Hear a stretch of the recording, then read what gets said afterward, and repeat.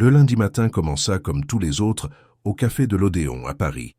Le cliquetis des tasses heurtant les soucoupes, la vapeur chaude s'élevant des machines à expresso et la file interminable de cadres pressés voulant leur cappuccino avant d'affronter une nouvelle journée de travail.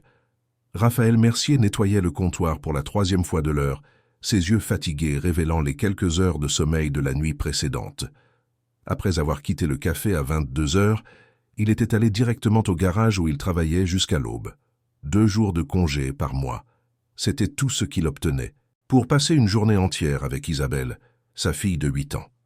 L'uniforme marron du café sentait les grains torréfiés et le lait vaporisé. Raphaël ajusta son tablier et observa l'agitation à travers la vitrine. Dehors, le boulevard Saint-Germain grouillait de monde. Voitures, bus, scooters, tous se disputant un espace dans cette jungle de béton qu'il avait un jour appelé fièrement son foyer. Avant que tout ne s'effondre, avant que Marcel ne parte. 3 ans déjà. 3 ans que tout avait changé. Il toucha discrètement le bracelet en cuir à son poignet gauche. Les mots qui y étaient gravés étaient simples, mais portaient un poids qu'il ressentait chaque jour. Écoute avec le cœur. Marcel le lui avait offert pour leur anniversaire de mariage 2 mois avant l'accident. 2 mois avant qu'elle ne découvre quelque chose qui allait tout changer. Un groupe bruyant entra dans le café, riant fort, faisant des blagues. Raphaël reporta son attention sur son travail. Il avait besoin de cet emploi. Il avait besoin de l'argent. L'école spécialisée d'Isabelle n'était pas bon marché. Et le loyer en retard générait déjà des menaces d'expulsion. Son gérant, un homme d'âge mûr nommé Paul, le regardait avec cette expression qui disait « Fais ton travail et ne me cause pas de problème ». Raphaël savait qu'il était là parce que Paul avait pitié de lui. Un ancien ingénieur en logiciel travaillant comme barista. L'histoire circulait en chuchotement parmi les employés. Il faisait semblant de ne pas entendre. C'est alors qu'elle entra. Une femme grande, probablement dans la quarantaine, vêtue d'un manteau en laine gris impeccablement coupé et d'un chemisier en soie blanche en dessous. Des cheveux sombres attachés en un chignon élégant. Elle avait cette posture de quelqu'un habitué à diriger des salles de réunion, à prendre des décisions qui affectaient des centaines de personnes. Ses yeux parcoururent rapidement l'endroit, calculant, évaluant. Elle s'approcha du comptoir d'un pas ferme et assuré. Théo, le barista principal, un jeune homme d'une 20aine d'années avec une houppette exagérée, était à la caisse. Raphaël vit la femme commencer à faire des gestes avec ses mains. La langue des signes. Elle était en train de signer sa commande.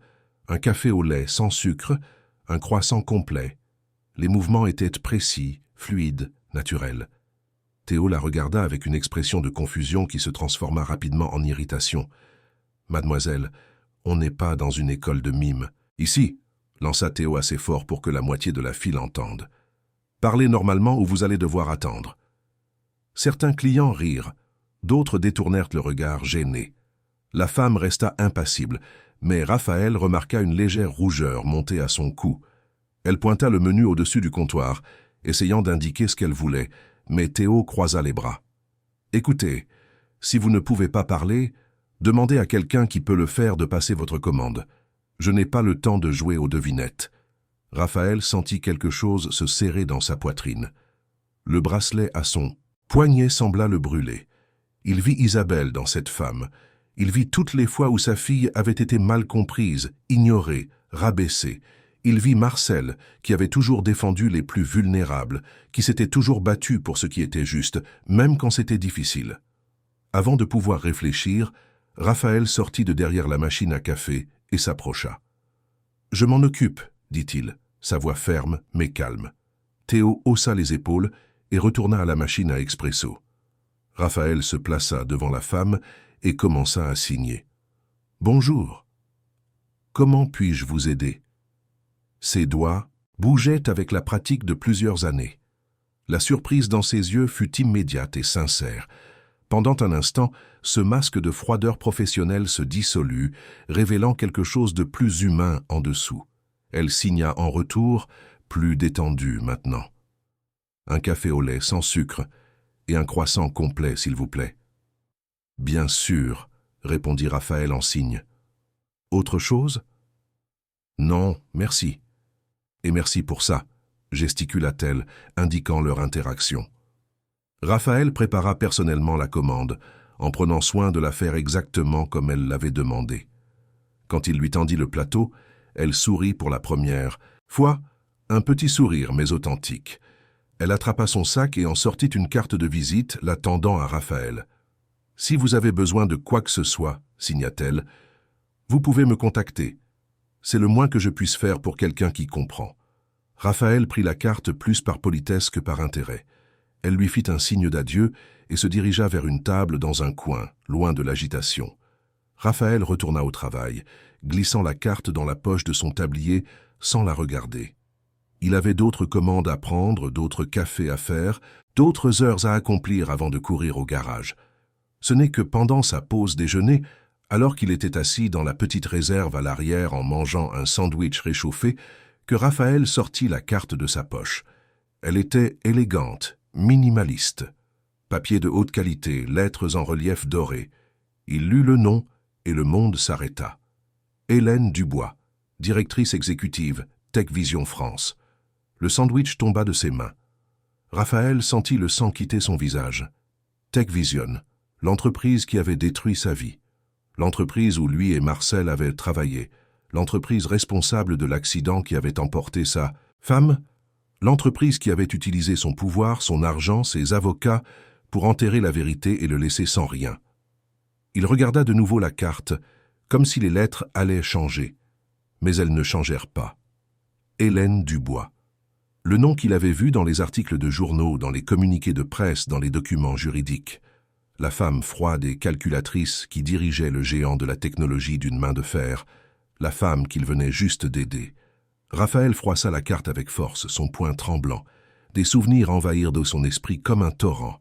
Marcel assise à la table de la cuisine au milieu de la nuit, l'ordinateur portable ouvert, son visage éclairé par l'écran bleuté. Elle était inquiète, il s'en souvenait. Elle avait trouvé quelque chose dans le code du système de conduite autonome que Tech Vision développait. Une faille critique dans l'algorithme de détection d'obstacles. La voiture ne parvenait pas à identifier le trafic à l'arrêt lorsqu'il pleuvait. Le reflet de l'eau sur la chaussée brouillait les capteurs. Elle l'avait signalé à son supérieur direct, un homme nommé Auguste Fournier, le directeur des opérations. Raphaël se souvenait de Marcel rentrant à la maison ce soir-là, frustré. Auguste avait ignoré ses préoccupations.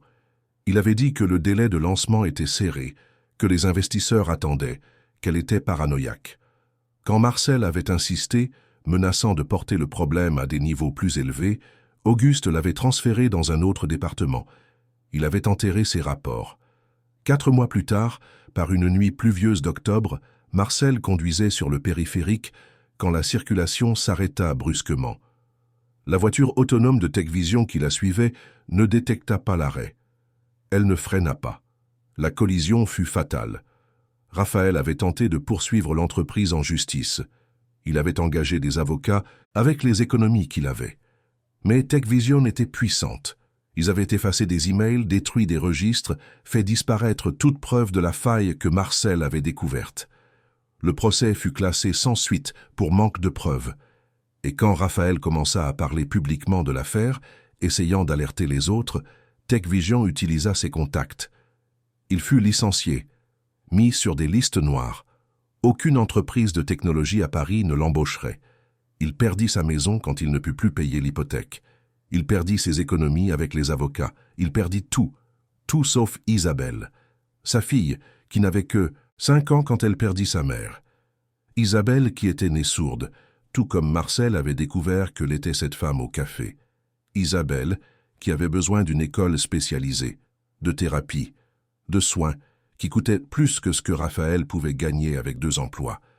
Et maintenant, par une cruelle ironie du destin, il avait aidé la PDG de l'entreprise qui avait détruit sa famille. La femme qui était aux commandes quand tout était arrivé. La femme qui, directement ou indirectement, avait permis à Auguste Fournier d'enterrer la vérité. Raphaël prit une profonde inspiration, essayant de contrôler la rage qui bouillait en lui. Il regarda le bracelet à son poignet. Écoute avec le cœur. C'est ce que Marcel disait toujours. C'est comme ça qu'elle vivait, avec empathie, avec bonté, même quand c'était difficile. C'est pour ça qu'elle n'avait pas pu se taire sur la faille du logiciel. Elle savait que des vies étaient en jeu. Le reste de son service au café passa comme dans un brouillard. Raphaël servait les clients mécaniquement, ses pensées piégées dans une boucle infinie. Hélène Dubois, la PDG, ici. Il l'observa discrètement à quelques reprises. Elle travaillait sur son ordinateur portable, complètement absorbée, ses doigts élégants volant sur le clavier. De temps en temps, elle prenait une gorgée du café qu'il avait préparé. Il n'y avait rien dans son expression qui indiquait le poids des décisions qu'elle prenait, des vies qu'elle affectait. Quand elle se leva enfin pour partir, Raphaël détourna le regard. Il ne voulait pas qu'elle le voie l'observer. Il ne voulait aucune interaction supplémentaire. Mais en passant devant le comptoir en direction de la sortie, Hélène s'arrêta et le regarda droit dans les yeux. Elle fit un signe simple. « Merci ». Puis elle s'en alla, disparaissant dans la foule du boulevard.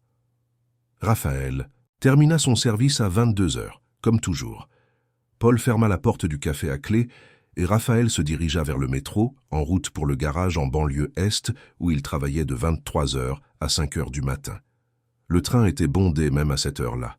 Des travailleurs de nuit, des étudiants rentrant tard, des gens essayant de survivre dans cette ville qui ne dormait jamais.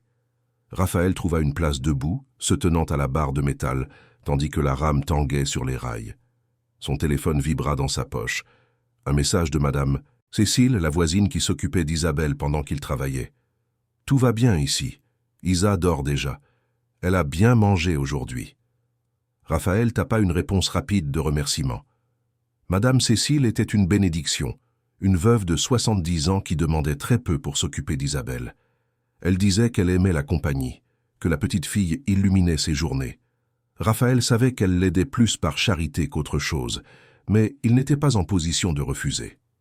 Au garage, Raphaël troqua son uniforme de café contre une combinaison sale de graisse. Son patron, un grand homme bedonnant nommé Tony, désigna une Chevrolet avec des problèmes de transmission. « Celle-là doit être prête demain matin. Applique-toi. » Raphaël hocha la tête et se mit au travail. Il aimait ce service, en fait, le silence de la nuit, la concentration nécessaire pour réparer les moteurs et les engrenages. C'était un travail honnête, physique, qui laissait son esprit vagabonder. Mais cette nuit-là, ses pensées revenaient sans cesse à Hélène Dubois. Qui était-elle au-delà de son poste? Pourquoi une PDG d'une entreprise multimillionnaire passait-elle sa propre commande dans un café ordinaire? Où étaient les assistants, les gardes du corps, tout l'attirail qui accompagnait normalement les gens de ce niveau? Et pourquoi de tous les cafés de Paris avait-elle choisi celui-là? Raphaël termina le travail sur la Chevrolet à 4 heures du matin. Il s'essuya les mains sur un vieux chiffon, pointa et rentra chez lui. L'appartement qu'il partageait avec Isabelle se trouvait dans un vieil immeuble à Montreuil. 2 petites chambres, une cuisine où tenait à peine une personne, une salle de bain avec une fuite constante. Le loyer était en retard de 2 mois. Le propriétaire avait été clair. 1 mois de retard supplémentaire signifierait l'expulsion. Raphaël entra silencieusement, essayant de ne réveiller personne. Madame Cécile dormait sur le canapé, comme elle le faisait toujours quand son service au garage se prolongeait. Il la couvrit d'une couverture et se rendit dans la chambre d'Isabelle. Sa fille dormait profondément, serrant contre elle un ours en peluche usé. Ses cheveux bruns étaient étalés sur l'oreiller. Raphaël se pencha et l'embrassa doucement sur le front. Isabelle était la raison pour laquelle il continuait. Les jours les plus difficiles, quand l'épuisement semblait insurmontable, quand les factures s'accumulaient plus vite qu'il ne pouvait les payer, c'était son sourire qui le maintenait debout. Elle avait les yeux de Marcel, la même détermination, la même lumière intérieure. Raphaël prit une douche rapide et se jeta sur le lit. Il devait se réveiller dans 3 heures pour emmener Isabelle à l'école avant son service au café. Le sommeil vint rapidement, lourd, sans rêve. 2 jours plus tard, elle revint. Raphaël nettoyait la machine à expresso quand il vit Hélène Dubois entrer à nouveau dans le café. Même posture élégante, même manteau impeccable, mais cette fois, elle vint directement vers lui. Elle lui fit un signe de salutation, puis gesticula, demandant s'il pouvait parler. Raphaël regarda autour de lui. Paul était dans son bureau. Théo était occupé avec d'autres clients. Il hocha la tête affirmativement, son cœur battant la chamade. Que voulait-elle? Avait-elle découvert qui il était? Était-elle là pour le menacer, pour s'assurer de son silence définitif? Hélène indiqua une table vide dans un coin. Raphaël la suivit, s'asseyant inconfortablement sur la chaise étroite. Elle sortit une tablette de son sac et commença à taper, puis tourna l'écran vers lui. Les mots apparurent en français. « Je veux vous remercier à nouveau pour votre gentillesse l'autre jour. Il n'est pas courant de trouver quelqu'un qui maîtrise la langue des signes. Puis-je vous demander où vous avez appris ?» Raphaël prit la tablette et tapa sa réponse, ses mains légèrement tremblantes. « Ma fille est sourde. J'ai appris pour elle. » Hélène hocha la tête, ses yeux s'adoucissant un instant. Elle commença à signer tout en tapant simultanément pour faciliter la communication. « Je comprends. J'ai aussi perdu Louis quand j'étais enfant. Un accident dans le laboratoire de mon père. Ma mère y était aussi. Elle n'a pas survécu. » Raphaël ne savait pas quoi dire. Cette révélation personnelle, cette vulnérabilité, ne correspondait pas à l'image qu'il avait d'elle. Il se contenta d'acquiescer, montrant qu'il écoutait. Hélène continua. « Je suis venu avec une proposition. Mon entreprise développe un nouveau projet d'intelligence artificielle, un système qui traduit la langue des signes en voix en temps réel et vice-versa. C'est ambitieux, mais je crois que cela peut changer des vies. J'ai besoin de quelqu'un avec des connaissances techniques et une expérience personnelle avec la communauté sourde. Vous avez mentionné avoir une fille, j'imagine que vous comprenez les difficultés quotidiennes. » Raphaël sentit sa gorge se nouer. Elle lui offrait un emploi? À lui? Chez TechVision? L'ironie était si cruelle qu'il faillit en rire. Mais ensuite, elle tapa le point suivant. C'est un poste de consultant, à mi-temps avec des horaires flexibles pour que vous puissiez vous occuper de votre fille. Le salaire serait de 5 000 € par mois pour commencer, avec une possibilité d'augmentation à mesure que le projet avance. J'ai le sentiment que vous pourriez en avoir besoin. 5 000 €, plus que ce qu'il gagnait avec ses 2 emplois combinés. Assez d'argent pour payer le loyer en retard, pour sortir Isabelle de l'école de base et la mettre dans une institution encore meilleure, pour enfin respirer sans sentir le poids constant de la survie l'écraser. Mais c'était TechVision, l'entreprise qui avait détruit sa famille, l'entreprise dirigée par cette femme assise en face de lui qui n'avait aucune idée de qui il était vraiment. Raphaël tapa lentement. « Pourquoi moi? Vous ne me connaissez pas. » Hélène sourit, un petit sourire mais sincère. « J'ai vu comment vous avez agi quand ce barista a été grossier avec moi. Vous n'avez pas hésité. Vous n'avez pas demandé la permission. Vous avez simplement fait ce qui était juste. Et la façon dont vous signez, il y a de l'affection. Ce n'est pas seulement de la technique, c'est de l'amour. Ce projet a besoin de quelqu'un comme ça. Quelqu'un qui comprend que nous ne créons pas seulement de la technologie, mais que nous construisons des ponts entre les mondes. » Raphaël regarda ses mains, puis son propre reflet sur l'écran de la tablette. Son visage était fatigué, marqué par 3 ans de lutte constante, 3 ans de colère et de douleur refoulée. Et maintenant cette opportunité tombant du ciel comme un cadeau empoisonné. Il pensa à Isabelle, il pensa à l'appartement misérable, aux factures accumulées, aux rêves qu'il avait dû abandonner. Il pensa à Marcel et à la façon dont elle disait toujours d'écouter avec le cœur. Mais son cœur criait 2 choses contradictoires, la colère contre cette femme et tout ce qu'elle représentait, et l'espoir d'un avenir meilleur pour sa fille. « Puis-je y réfléchir ?» tapa-t-il finalement. « Bien sûr, » répondit Hélène. « Mais ne tardez pas trop. Le projet commence dans 2 semaines. Voici mon contact direct. » Elle écrivit un numéro de téléphone sur une serviette en papier et la fit glisser sur la table. « J'attends votre réponse. » Elle se leva, lui fit un signe d'adieu et quitta le café. Raphaël resta à regarder la serviette, ces chiffres qui représentaient un choix impossible. Accepter signifiait travailler pour l'entreprise qui avait tué sa femme. Cela signifiait côtoyer les personnes responsables de la dissimulation. Cela signifiait ravaler sa colère et prétendre que rien ne s'était passé. Mais refuser signifiait maintenir Isabelle dans la pauvreté. Cela signifiait plus de nuits blanches, plus de mois au bord de l'expulsion, plus de rêves reportés indéfiniment. Ce soir-là, à la maison, Raphaël parla de l'offre à Isabelle. Elle était assise sur son lit, ses petites jambes se balançant, tandis qu'il lui signait la situation. Il ne mentionna pas TechVision spécifiquement, disant simplement que c'était une entreprise de technologie. Isabelle regarda son père avec ses grands yeux expressifs qui parvenaient toujours à lire au-delà des mots. Elle signa en retour, ses mouvements petits mais déterminés.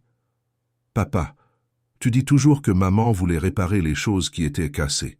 C'est peut-être ta chance de réparer ce qui vous a fait du mal. » Raphaël sentit un nœud dans sa gorge.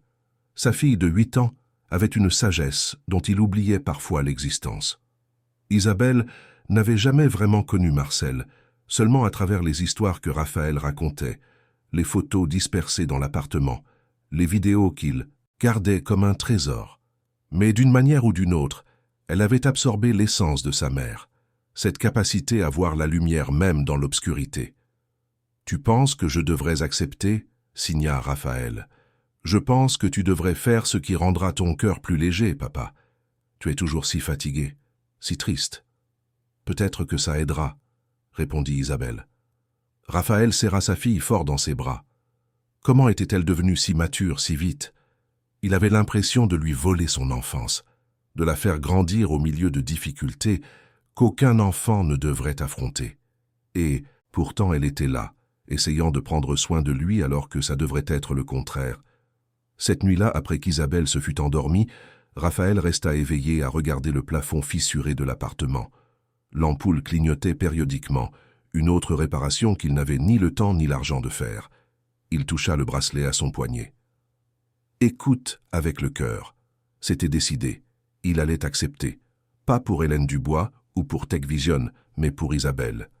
Et qui sait, peut-être que de l'intérieur de l'entreprise, il pourrait découvrir la vérité sur ce qui était vraiment arrivé à Marcel. Le lendemain matin, Raphaël appela le numéro qu'Hélène avait laissé. Elle répondit à la 2e sonnerie. Il signa face à la caméra de son téléphone, sachant qu'elle comprendrait. « J'accepte votre offre. » Son sourire était sincère. « Excellent. Pouvez-vous commencer lundi? Je vous enverrai tous les détails par email. Bienvenue chez TechVision, Raphaël. Bienvenue chez TechVision. » Les mots résonnèrent dans son esprit avec un poids sombre.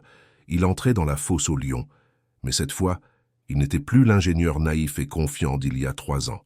Il était un homme qui avait tout perdu et n'avait plus rien à perdre. Raphaël démissionna, du café et du garage. Paul sembla sincèrement heureux pour lui. Même Théo, qui le remarquait à peine d'habitude, le félicita. Tony, au garage, lui serra la main fermement et lui dit qu'il aurait toujours une place là-bas si les choses tournaient mal. C'étaient de petits gestes de personnes qui avaient vu sa lutte, et Raphaël se sentit reconnaissant. Le dimanche, veille de son premier jour chez TechVision, Raphaël emmena Isabelle au parc. C'était l'une des rares choses qu'ils faisaient ensemble, qui ne coûtait rien.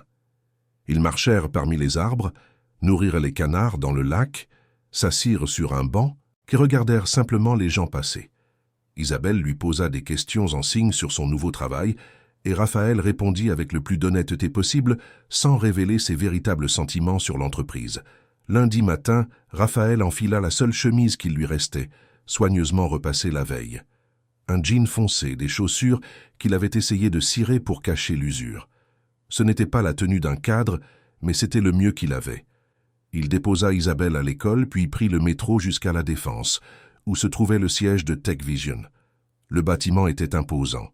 20 étages de verre et d'acier, le logo de l'entreprise brillant au sommet. Raphaël y était déjà venu des années auparavant quand il était encore ingénieur. Mais maintenant, debout sur le trottoir, levant les yeux, tout semblait différent, plus grand, plus intimidant, plus oppressant. Il entra dans le hall en marbre. La réceptionniste, une jeune femme aux cheveux blonds parfaitement coiffés, lui demanda une pièce d'identité et passa un appel. Quelques instants plus tard, une assistante apparut pour le conduire au 15e étage, où se trouvait le département de développement de l'IA. L'assistante, qui se présenta comme Florence, parla rapidement pendant qu'ils traversèrent les couloirs. « L'équipe est impatiente de vous rencontrer. Le projet de traduction de la langue des signes est une priorité personnelle de Madame Dubois.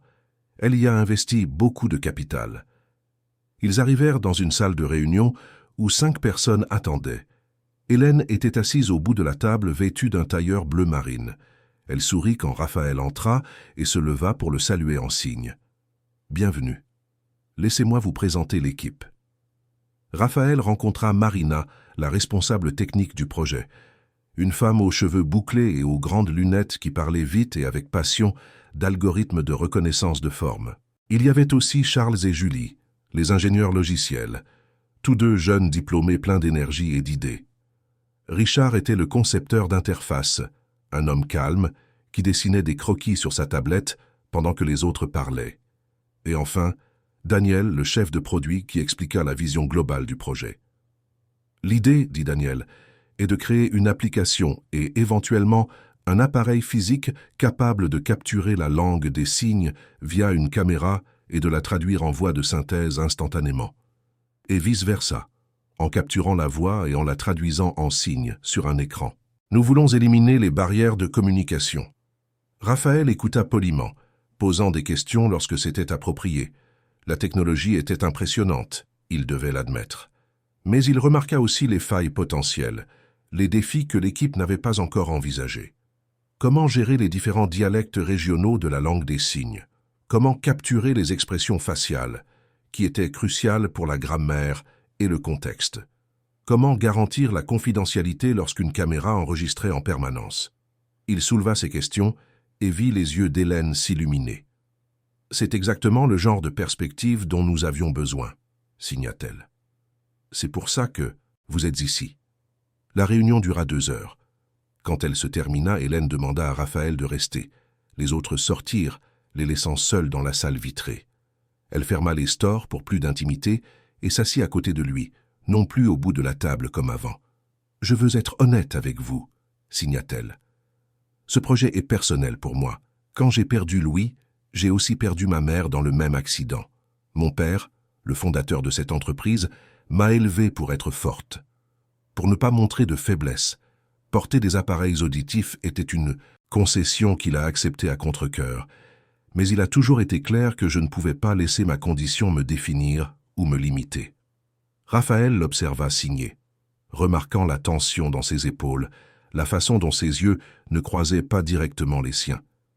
Il y avait de la douleur là, des couches de douleur qu'elle avait appris à cacher. « J'ai construit ma carrière en étant la dirigeante la plus dure de la pièce, » continua Hélène, « en prenant des décisions difficiles, en réduisant les coûts, en maximisant les profits. C'est ce que mon père voulait. C'est ce que le conseil d'administration attendait. Mais parfois, la nuit, quand je suis seul, je me demande si j'ai oublié comment être humaine au passage. »« Pourquoi me racontez-vous ça ?» signa Raphaël, sincèrement confus. Hélène le regarda enfin dans les yeux. « Parce que quand vous m'avez aidé dans ce café, ce n'était pas parce que j'étais importante ou puissante.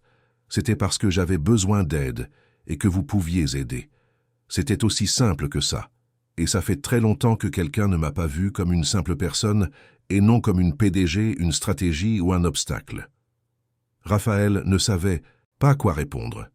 Il y avait une vulnérabilité chez Hélène qui le prit par surprise. Elle n'était pas le monstre corporatif qu'il avait imaginé. Elle était compliquée, blessée, essayant de trouver son chemin tout comme lui. Les premiers jours chez TechVision furent une adaptation. Raphaël avait son propre petit bureau, ce qui le surprenait encore. Il travaillait directement avec l'équipe d'IA, révisant des codes, testant des prototypes, offrant des retours basés sur son expérience avec Isabelle. Marina se révéla être une partenaire exceptionnelle, toujours ouverte aux critiques et aux suggestions, mais c'est à la fin de la première semaine que Raphaël le vit pour la première fois. Auguste Fournier, le directeur des opérations, l'homme qui avait ignoré les avertissements de Marcel, l'homme qui avait enterré les rapports, l'homme qui, directement ou indirectement, avait causé l'accident qui avait détruit la vie de Raphaël. Il était en réunion dans le couloir, entouré d'assistants, parlant fort de marge de profit et d'efficacité opérationnelle. Auguste était un homme grand, aux épaules larges, les cheveux grisonnants parfaitement coiffés.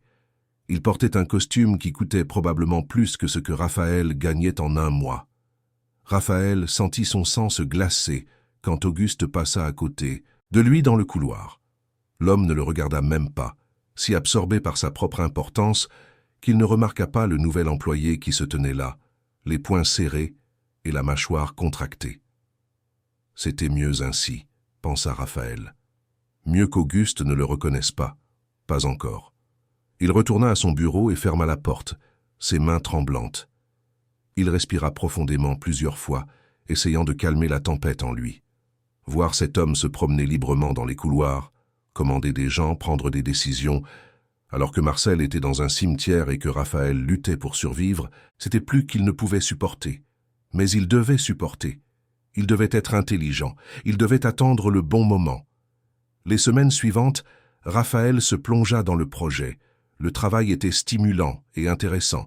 Exactement le genre de choses qu'il aimait faire avant que tout ne s'effondre. Lui et l'équipe firent des progrès significatifs, améliorant le taux de précision de l'algorithme de reconnaissance de plus de 20 points de pourcentage.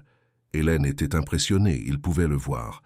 Elle commença à l'inclure dans des réunions stratégiques, lui demandant son avis sur les orientations futures du projet.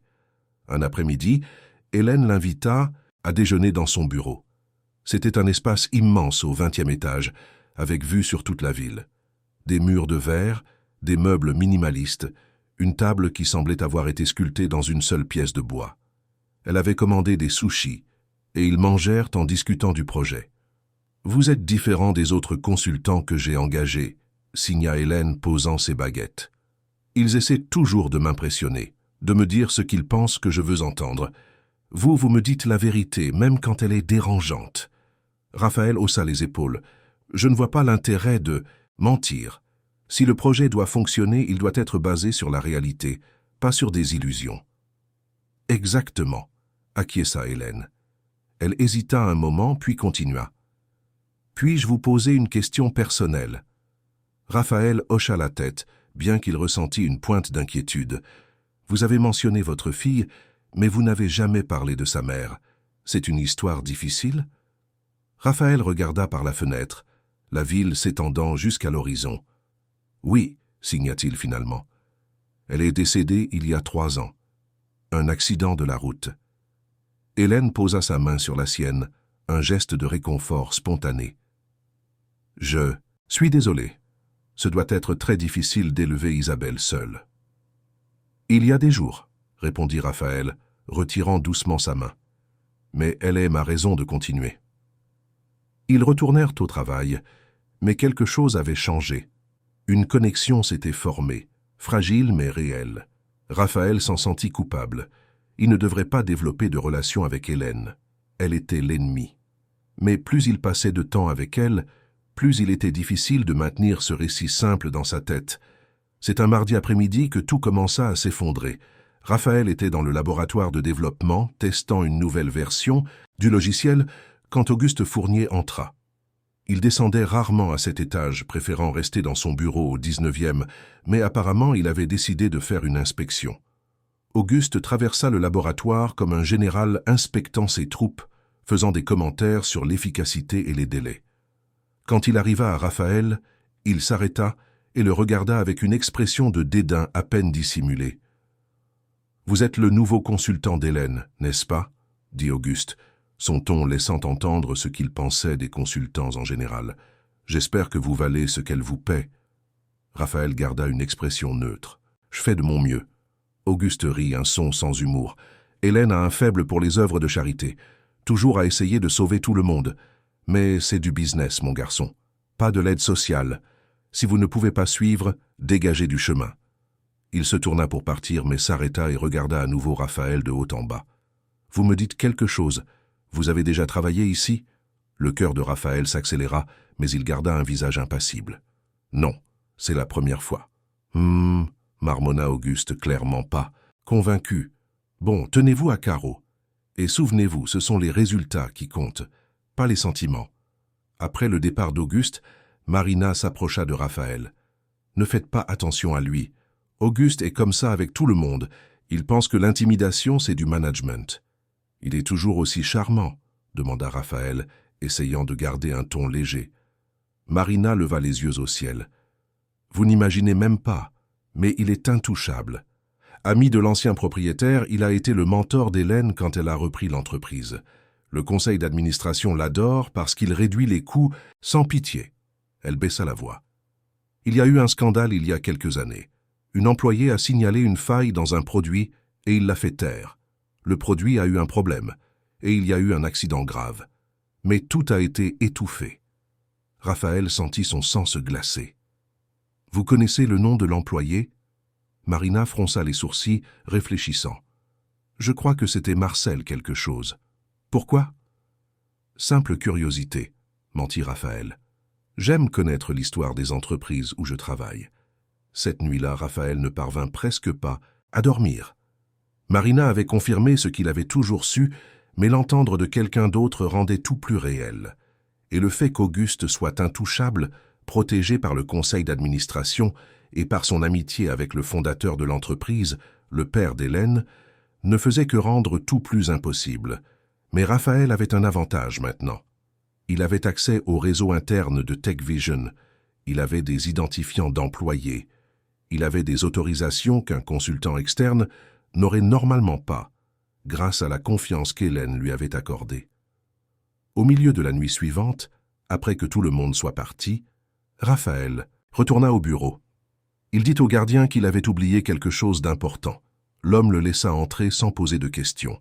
Raphaël se dirigea directement vers son ordinateur et commença à explorer le réseau interne. Il savait que c'était risqué. Il savait qu'il pouvait se faire prendre. Mais il devait essayer. Il devait trouver les preuves que TechVision avait détruites 3 ans plus tôt. Les emails de Marcel, les rapports, les enregistrements des tests. Quelque chose qui prouverait qu'elle avait raison et qu'Auguste avait délibérément ignoré les avertissements. Raphaël commença par les serveurs d'email archivés. L'entreprise conservait des sauvegardes de toutes les communications. Il le savait depuis l'époque où il y travaillait. Ils étaient tenus par la réglementation de conserver les registres pendant au moins 7 ans. Le défi était de trouver les bons fichiers parmi des téraoctets de données. Il travailla méthodiquement, utilisant des termes de recherche liés au projet de conduite autonome, au nom de Marcel, aux dates pertinentes. Les heures passèrent. Son café refroidit sur la table. Ses yeux brûlaient à force de fixer l'écran. Et puis à 4 heures du matin, il trouva un dossier d'email archivé. Marcel Mercier à Auguste Fournier. 23 messages échangés sur 6 semaines. Raphaël ouvrit le premier avec des mains tremblantes. Il était daté de juin, il y a 3 ans. Marcel décrivant la faille qu'elle avait trouvée, joignant des journaux de test, expliquant les implications en matière de sécurité. La réponse d'Auguste était courte et sèche. « Nous sommes au courant du problème. Il est en cours de traitement. Pas besoin de s'alarmer. » Mais Marcel n'avait pas abandonné. Les messages suivants montraient sa frustration et son inquiétude croissante. Elle avait fait plus de tests. Elle avait documenté des défaillances répétées. Elle avait calculé que la probabilité d'un accident mortel était de plus de 60% par temps de pluie. Et Auguste continuait d'ignorer, disant qu'elle exagérait, que les délais étaient serrés, que les investisseurs attendaient, qu'elle devait jouer collectif. Le dernier message de Marcel était daté de 2 semaines avant sa mutation forcée. « Auguste, avec tout mon respect, je ne peux pas me taire à ce sujet. Des vies sont en jeu. Si vous ne faites pas remonter cela au niveau de la direction, je le ferai. » La réponse d'Auguste arriva 6 heures plus tard. « Marcel, vous êtes transféré au département d'analyse avec effet immédiat. Votre remplaçant prendra en charge le projet de conduite autonome. Cette discussion est close. » Raphaël copia tous les emails sur une clé USB qu'il avait apportée, ses mains tremblant tellement qu'il dut s'y reprendre à 3 fois. C'était là, la preuve. Tout ce qu'il avait essayé de trouver pendant le procès était là, préservé sur les serveurs archivés de l'entreprise. Auguste Fournier savait. Il savait, et il n'avait rien fait. Pire, il avait activement réduit Marcel au silence. Mais Raphaël ne s'arrêta pas là. Il continua à chercher, plongeant plus profondément dans les archives, et il trouva quelque chose d'encore plus dévastateur. Une série de vidéos archivées de tests sur le terrain. Il ouvrit la première. C'était une séquence de caméras de sécurité d'une piste d'essai par un jour de pluie. Un prototype de la voiture autonome naviguant sur la piste. Tout semblait bien, jusqu'à ce que la voiture s'approche d'une section où des cônes orange simulaient un embouteillage. La voiture ne ralentit pas, ne freina pas. Elle percuta les cônes à 60 km/h. Raphaël ouvrit une autre vidéo. Même scénario, même résultat. Une autre vidéo. Une autre. 5 tests, 5 échecs. Et tous étaient datés d'avant la mutation de Marcel. tous, prouvaient qu'elle avait absolument raison. Il copia également les vidéos, chaque fichier semblant peser des tonnes bien qu'il ne s'agisse que de données numériques. Quand il eut fini, il était presque 5 heures du matin. Il effaça l'historique de recherche, éteignit l'ordinateur et quitta le bâtiment avant l'arrivée de la première équipe d'employés. À la maison, Raphaël cacha la clé USB au fond d'un tiroir, sous de vieux vêtements. Il savait qu'il devait être prudent. Si TechVision découvrait qu'il avait accédé à ces fichiers, il serait licencié sur le champ. Pire, il pourrait l'accuser de vol de propriété intellectuelle, de piratage de système. Il lui fallait un plan. Les jours suivants, Raphaël se comporta normalement au travail. Il participa à des réunions, révisa des codes, apporta ses contributions au projet. Mais son esprit était toujours partagé, une partie de lui présente et l'autre planifiant ses prochains mouvements. Il devait montrer les preuves à Hélène. Elle méritait de savoir la vérité. Et plus important encore, elle avait le pouvoir de faire quelque chose. Mais quand? Comment aborder cela sans que cela ressemble à une embuscade? Et surtout, pouvait-il lui faire confiance? Oui, ils avaient développé une relation de travail respectueuse. Oui, elle avait montré de la vulnérabilité et de l'humanité, mais elle était toujours la PDG de TechVision, toujours la personne aux commandes quand tout était arrivé. Et selon Marina, Auguste avait été son mentor. Quelle garantie Raphaël avait-il qu'Hélène choisirait la justice plutôt que la loyauté? L'occasion se présenta 2 semaines plus tard. Hélène le convoqua pour une réunion privée dans son bureau. Quand Raphaël arriva, elle semblait fatiguée. Il y avait des cernes sous ses yeux que le maquillage ne parvenait pas à cacher complètement. « Nous devons parler », signa-t-elle dès qu'elle eut fermé la porte. Des rumeurs, circulant dans l'entreprise, sur nous. Raphaël fronça les sourcils. Quel genre de rumeurs? Hélène soupira. Des rumeurs selon lesquelles nous aurions une liaison, que je vous ai embauché non pas pour vos qualifications, mais pour d'autres raisons. C'est ridicule, mais ça cause des problèmes. Le conseil d'administration remet en question mes décisions. Auguste utilise ça contre moi. Bien sûr qu'il le fait, pensa Raphaël amèrement.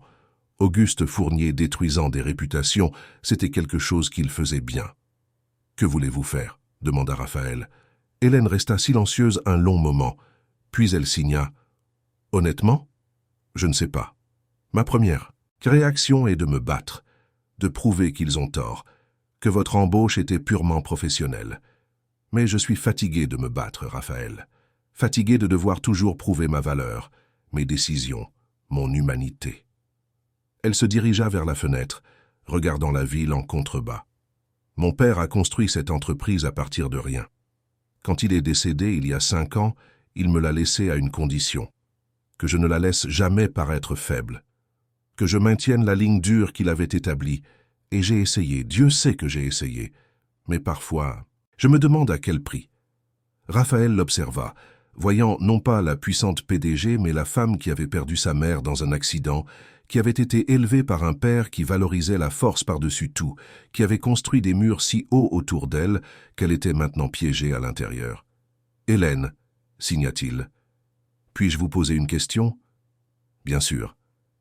Étiez-vous impliqué dans les décisions opérationnelles de l'entreprise il y a 5 ans, quand votre père était encore en vie ?»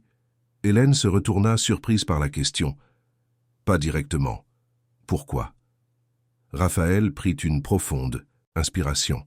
C'était maintenant ou jamais. Parce que j'ai besoin de vous montrer quelque chose qui va tout changer. Il sortit la clé USB de sa poche et la posa sur son bureau. Hélène la regarda, puis regarda Raphaël, la confusion évidente sur son visage. « Qu'est-ce que c'est ?»« Des preuves, » répondit Raphaël. « La preuve que votre directeur des opérations, Auguste Fournier, a délibérément ignoré des avertissements de sécurité critiques il y a 3 ans. La preuve qu'une employée a essayé de faire ce qui était juste et a été réduite au silence. La preuve que l'accident qui en sa résulté aurait pu être évité. » Hélène prit lentement la clé USB. Quel employé? Raphaël la regarda dans les yeux. Marcel Mercier, ma femme. Le silence qui suivit fut absolu. Hélène le fixa, assimilant ce qu'il venait de dire. « Votre femme » signa-t-elle finalement. « Vous étiez marié à Marcel Mercier ?»« Je l'étais. » confirma Raphaël. Elle était ingénieure logicielle ici. Elle a découvert une faille fatale dans le système de conduite autonome. Elle l'a signalé à Auguste à plusieurs reprises. Il l'a ignoré. Quand elle a menacé de faire remonter l'information, il l'a mutée et a enterré les rapports. 4 mois plus tard, elle conduisait pendant un orage. Une voiture autonome de TechVision l'a percutée, le même type de faille qu'elle avait signalée. Hélène s'assit lourdement dans son fauteuil. « Je ne savais pas. Je jure que je ne savais pas. »« Je sais, » dit Raphaël, se surprenant lui-même en réalisant qu'il la croyait. « Vous étiez jeune, nouvelle aux commandes, probablement encore en deuil de votre père. Auguste s'en est occupé, n'est-ce pas? Votre père lui a probablement demandé de régler ça discrètement. » Hélène hocha lentement la tête, des larmes commençant à se former dans ses yeux. « Mon père m'a dit que c'était un accident inévitable, que toutes les enquêtes avaient été menées, que la famille était indemnisée. J'étais tellement écrasé par la responsabilité de reprendre l'entreprise que je lui ai simplement fait confiance. À Auguste. Il était le bras droit de mon père. Je pensais qu'il protégeait l'entreprise, protégeait l'héritage de mon père. Il se protégeait lui-même, corrigea Raphaël. Regardez la clé USB, tout est là. Les emails, les vidéos des tests, tout. Hélène inséra la clé USB dans son ordinateur et commença à ouvrir les fichiers. Raphaël l'observa lire chaque email, regarder chaque vidéo. Il vit les larmes couler librement maintenant, vit ses mains trembler, vit la colère et l'horreur s'emparer de son expression. Quand elle eut terminé, elle retira la clé USB et la serra fort. « Pourquoi me montrez-vous ça? Pourquoi ne pas simplement le divulguer à la presse? Détruire l'entreprise ?» Raphaël toucha son bracelet. « Parce que ma femme me disait toujours d'écouter avec le cœur, et mon cœur me dit que vous n'êtes pas responsable de ça, que vous méritez une chance de faire ce qui est juste. » Hélène essuya ses larmes. « Et qu'est-ce qui serait juste? »« La justice, » répondit simplement Raphaël, « pour Marcel, pour toutes les autres personnes qui ont été réduites au silence, pour s'assurer que cela n'arrive plus jamais. » Hélène hocha la tête, son expression se durcissant de détermination. « Auguste va payer pour ça. J'irai voir le conseil d'administration demain. Je vais tout exposer. » Mais avant qu'il ne puisse faire le moindre mouvement, la porte du bureau s'ouvrit. Auguste Fournier entra sans frapper, un sourire arrogant sur le visage. Il s'arrêta en voyant Raphaël là. « Je dérange ?» demanda-t-il, son ton suggérant qu'il savait exactement ce qui l'interrompait. « Auguste, que veux-tu » demanda froidement Hélène, cachant rapidement la clé USB dans un tiroir. « Je veux savoir si les rumeurs sont vraies, » dit Auguste en croisant les bras. « Si tu es vraiment impliqué avec ton employé de charité, parce que le conseil d'administration est très préoccupé par ta capacité de jugement. »« Sors de mon bureau, » ordonna Hélène. Auguste rit. « Sinon quoi, tu vas me virer ? Bonne chance avec ça. La moitié du conseil me doit des faveurs. Ton père me faisait plus confiance qu'à toi. Et franchement, vu les décisions que tu as prises, il avait raison. » Raphaël se leva, les poings serrés. « Vous n'avez pas le droit de lui parler comme ça. » Auguste regarda Raphaël avec un dédain renouvelé. « Et toi, tu n'as pas le droit d'être ici. Tu sais quoi? Maintenant, je sais pourquoi tu me disais quelque chose. Tu es le veuf, le mari de cet ingénieur problématique qui était obsédé par des bugs inexistants. » Raphaël fit un pas vers Auguste, mais Hélène se plaça entre eux. « Sors, Auguste. Maintenant. » Auguste sourit, mais il y avait du venin dans ce sourire. « Fais attention, Hélène. Tu risques tout pour cet homme. Et pourquoi? Pour prouver quelque chose? Pour te sentir noble? Tu es comme ton père à la fin. Faible, sentimental. » Il sortit en claquant la porte. Hélène se tourna vers Raphaël, le visage pâle. « Il sait. Il va utiliser ça contre nous. » Et il l'utilisa. Les jours suivants, des rumeurs encore pires commencèrent à circuler, non seulement sur une prétendue liaison, mais sur le fait que Raphaël était un espion industriel, qu'Hélène compromettait la sécurité de l'entreprise pour des raisons personnelles. Le conseil d'administration convoqua une réunion d'urgence. Hélène fut contrainte de se retirer temporairement pendant qu'une enquête était menée, et Raphaël fut licencié sur le champ, escorté hors du bâtiment par des agents de sécurité. Raphaël rentra chez lui en état de choc. Il avait de nouveau perdu son emploi. Le loyer était de nouveau en retard. Et maintenant, Sans la protection d'être à l'intérieur de l'entreprise, il était vulnérable. TechVision pourrait le poursuivre en justice pour l'accès aux fichiers. Auguste avait encore gagné. Cette nuit-là, alors qu'il rassemblait ses quelques affaires, sachant que l'expulsion était inévitable, Isabelle entra dans sa chambre. Elle tenait quelque chose dans ses mains. Une vieille clé USB usée. « Papa », signa-t-elle. « J'ai trouvé ça dans la boîte des affaires de maman. Tu savais qu'elle existait ?» Raphaël regarda la clé USB, son cœur s'accélérant. « Non, laisse-moi voir. » Il inséra la clé USB dans son vieil ordinateur portable. Il n'y avait qu'un seul fichier, une vidéo. Raphaël cliqua avec des mains tremblantes. L'image de Marcel remplit l'écran. Elle était dans son bureau chez TechVision. Il était clairement tard dans la nuit, vu l'obscurité visible par la fenêtre derrière elle. Elle semblait fatiguée, inquiète, mais déterminée. « Raphaël, si tu vois ça, c'est que quelque chose m'est arrivé, » commença-t-elle, sa voix claire et ferme dans la vidéo. « J'espère que je suis paranoïaque, mais je dois documenter tout ça au cas où.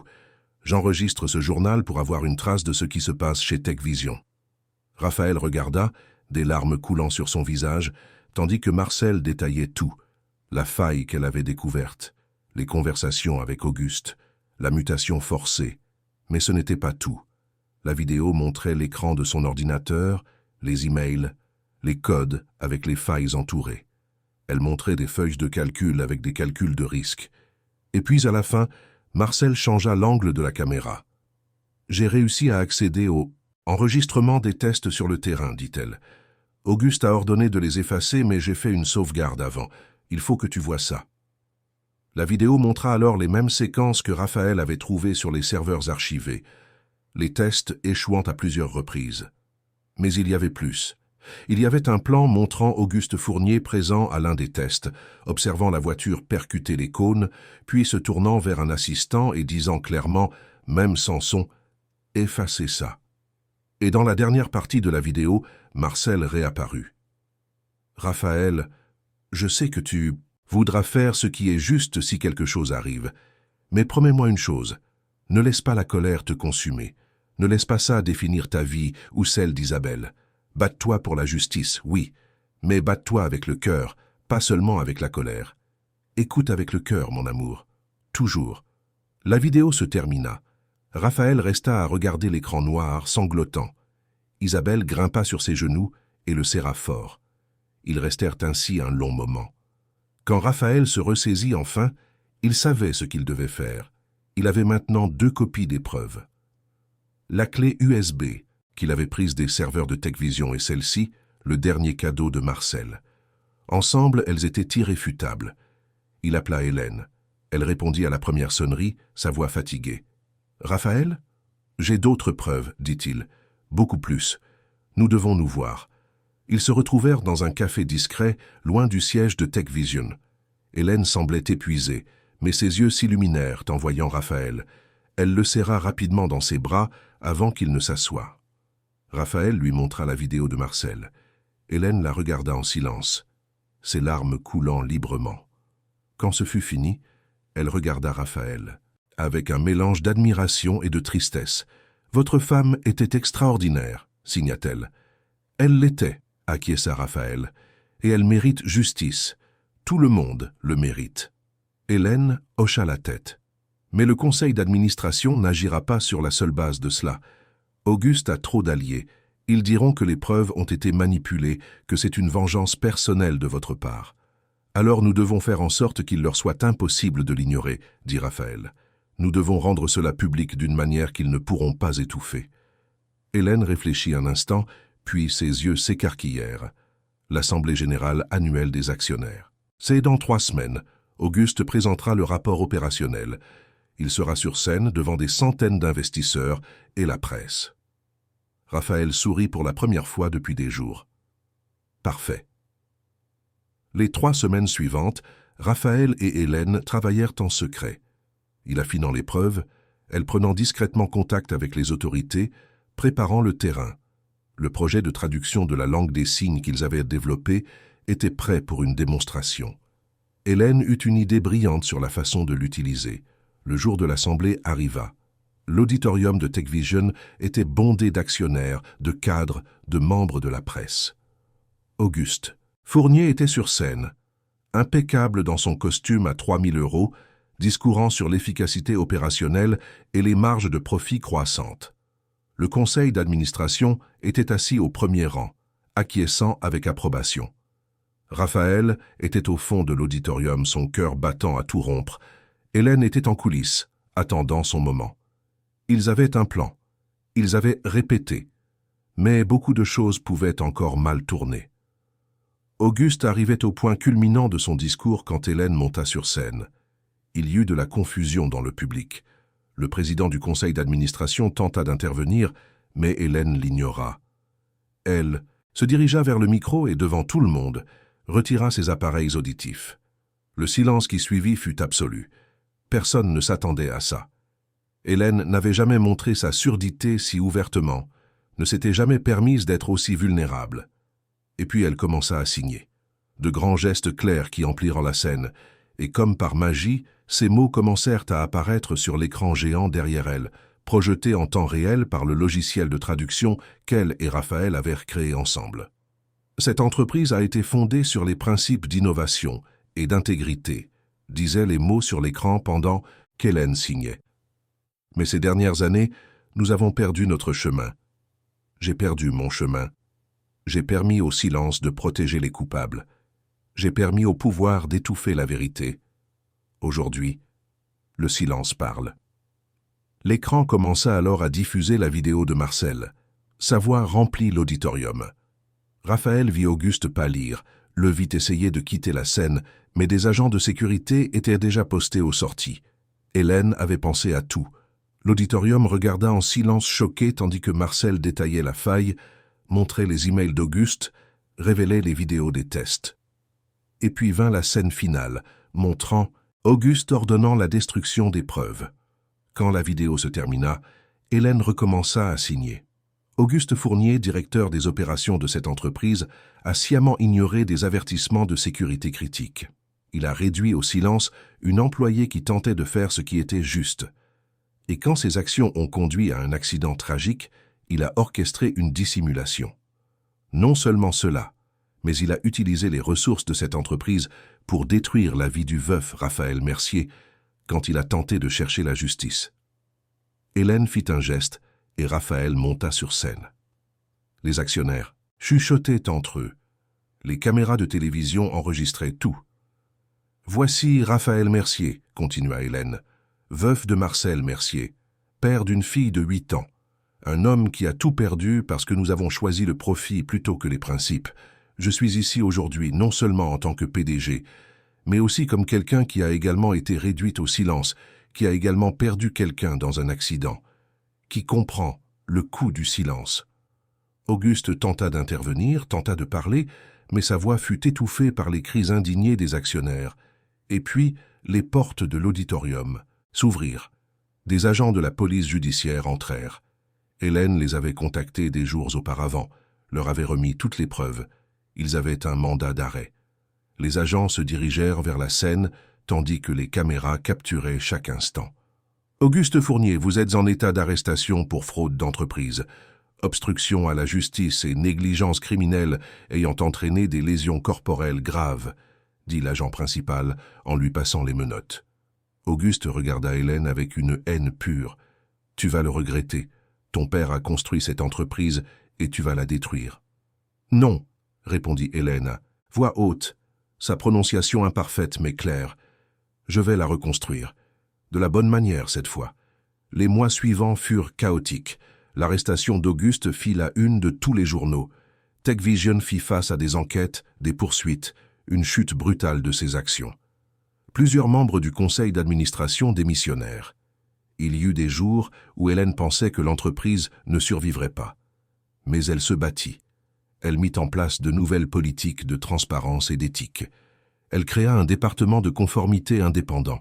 Et plus important encore, elle établit la Fondation Marcel Mercier, dédiée à l'éthique dans la technologie et à la sécurité des produits autonomes. Raphaël fut nommé directeur technique de la Fondation. Ce n'était pas seulement un titre honorifique. Il dirigeait une équipe d'ingénieurs qui examinaient des prototypes, testait des systèmes, s'assurait qu'aucune entreprise ne commettrait les mêmes erreurs que TechVision. La fondation menait également un travail communautaire. Elle offrait des bourses aux étudiants sourds intéressés par la technologie. Elle finançait des recherches sur l'accessibilité. Et quand Isabelle exprima son intérêt pour un implant cochléaire, quelque chose que Raphaël n'aurait jamais pu payer seul, la fondation couvrit tous les frais. L'opération fut un succès. Raphaël n'oublierait jamais le moment où Isabelle entendit sa voix pour la première fois. Elle avait maintenant 9 ans, et ses premiers mots furent « Je t'aime, papa ». Un an après le jour où tout avait changé, Raphaël réalisa un rêve. Il acheta le café de l'Odéon. Paul était prêt à prendre sa retraite et vendit l'affaire à un prix juste. Raphaël le transforma complètement.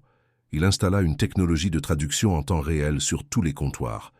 Il embaucha des employés sourds et entendants à parts égales. Il fit du café un espace véritablement inclusif où tout le monde était le bienvenu. Lors de l'inauguration du café rénové, Hélène vint. Elle était différente, toujours élégante, toujours puissante, mais il y avait une douceur en elle qui n'existait pas auparavant. Elle ne portait pas d'appareils auditifs ce jour-là, choisissant de communiquer entièrement en signes. « Un café au lait sans sucre ?» signa Raphaël avec un sourire. « Tu t'en souviens ?» répondit-elle en souriant en retour. « Comment pourrais-je l'oublier ?» C'est comme ça que tout a commencé. Ils s'assirent à une table avec Isabelle, qui naviguait désormais avec aisance entre le monde entendant et le monde sourd, utilisant à la fois la voix et les signes. La fillette observa Raphaël et Hélène, puis signa avec un sourire malicieux.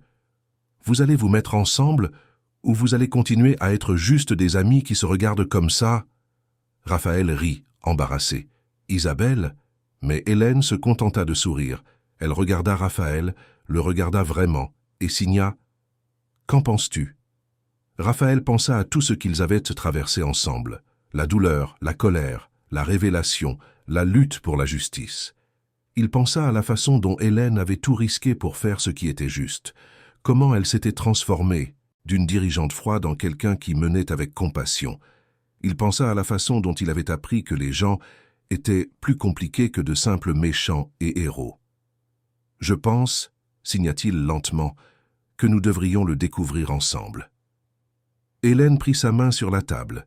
Isabelle applaudit silencieusement, son sourire illuminant tout le café. Raphaël regarda autour du café qui était maintenant le sien. Il vit des employés et des clients converser dans un mélange de voix et de signes. Il vit la photo de Marcel sur le mur, souriante, faisant partie de l'hommage permanent qu'il avait créé. Il vit Isabelle en bonne santé et heureuse, avec un avenir brillant devant elle. Il vit Hélène, qui avait retrouvé son humanité. Il toucha le bracelet à son poignet. « Écoute avec le cœur. » Marcel avait raison, comme toujours. La justice n'était pas venue par la vengeance ou la colère, mais par le courage, la vérité et la volonté de voir au-delà des apparences. Le silence, réalisa Raphaël, n'avait jamais été l'absence de son. C'était la présence d'une véritable écoute. Écouter avec le cœur, pas seulement avec les oreilles. Et enfin, après 3 ans d'obscurité, il pouvait entendre clairement. Il pouvait entendre l'espoir. Il pouvait entendre la guérison. Il pouvait entendre l'amour. Et pour la première fois depuis le départ de Marcel, Raphaël se sentit chez lui. Fin de l'histoire. Chers auditeurs, nous espérons que l'histoire de Raphaël, Hélène et Isabelle a touché vos cœurs aussi profondément que le nôtre. Ce voyage de la douleur transformée en but, du silence transformé en voix, nous rappelle que la justice et la compassion peuvent aller de pair. Si cette histoire a résonné en vous, n'oubliez pas de vous abonner à notre chaîne et de laisser un like sur cette vidéo. Chaque jour, nous vous proposons des histoires uniques qui explorent la complexité de la vie, de l'amour, du dépassement de soi et de la rédemption. Et dites-nous dans les commentaires, croyez-vous que les gens peuvent changer? Que même dans les situations les plus difficiles, nous pouvons trouver des chemins vers la guérison? Nous attendons vos réflexions. À la prochaine histoire.